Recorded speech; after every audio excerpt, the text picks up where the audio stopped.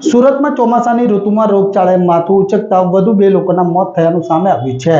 85 malaria અને 49 ડેન્ગ્યુના case September મહિનામાં નોંધાયા હતા, જ્યારે 2 લોકોના મોતથી તંત્રમાં દોડધામ મચી હતી। સુરતમાં રોગચાળાએ માથું ઉચકતા 2 જેટલા લોકોના મોત થયાના સમાચાર સામે આવ્યા હતા। ગત મહિનામાં 26 લાખ ઘરોમાં સર્વે થયો હતો, તેમાંથી 66,000 ઘરોમાં મચ્છરોના ઉત્પત્તિ સ્થાન મળ્યા હતા, જ્યારે ચાલુ મહિનામાં 13 લાખ ઘરમાં સર્વે કરાયો હતો, જેમાં 4,000 મચ્છર ઉત્પત્તિ સ્થાન આઈડેન્ટિફાઈ થયા હતા અને 39 લાખ લોકો પાસેથી વહીવટી ચાર્જ વસૂલવામાં આવ્યો હતો।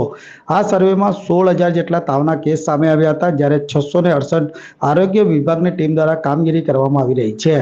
જ્યાં મચ્છરના ઉદ્ભવ સ્થાન મળ્યા હોય તેવા 9,000 લોકોને નોટિસ પાઠવવામાં આવી હતી।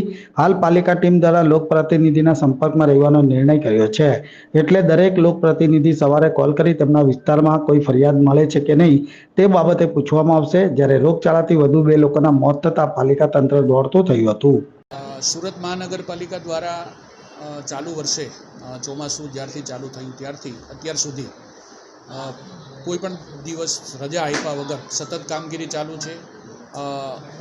અમારા 686 જેટલા સર્વેલન્સ વર્કરો રોજે રોજ હાઉસ ટુ હાઉસ સર્વે કરે છે, ઘરોની અંદર જઈ અને મચ્છરના ઉત્પત્તિ સ્થાનો શોધે છે।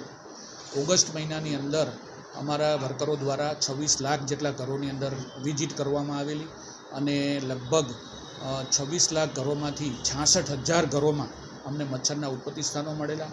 સપ્ટેમ્બર મહિનાની વાત કરું તો અત્યાર સુધીમાં અમારા દ્વારા 12 લાખ કરતાં વધારે ઘરોની અંદર સર્વે કરવામાં આવેલું છે અને એમાંથી 4,500 જેટલા મચ્છરોના ઉત્પત્તિ સ્થાનો મળ્યા છે। એટલે 2 મહિના દરમિયાનની વાત કરીએ તો અમે લોકોએ 39 લાખ રૂપિયા જેટલો વહીવટી ખર્ચ વસૂલ કરેલો છે, જેમના ઘરમાં મચ્છરના ઉત્પત્તિ મળેલી હોય તેમને, અને એના ઉપરાંત લગભગ 9,000 કરતાં વધારે ઈસમોને અમે નોટિસો પણ ઇસ્યુ કરી છે। અને આ કામગીરી સતત જ્યારથી ચોમાસું ચાલુ થયું ત્યારથી અત્યાર સુધી ચાલુ છે।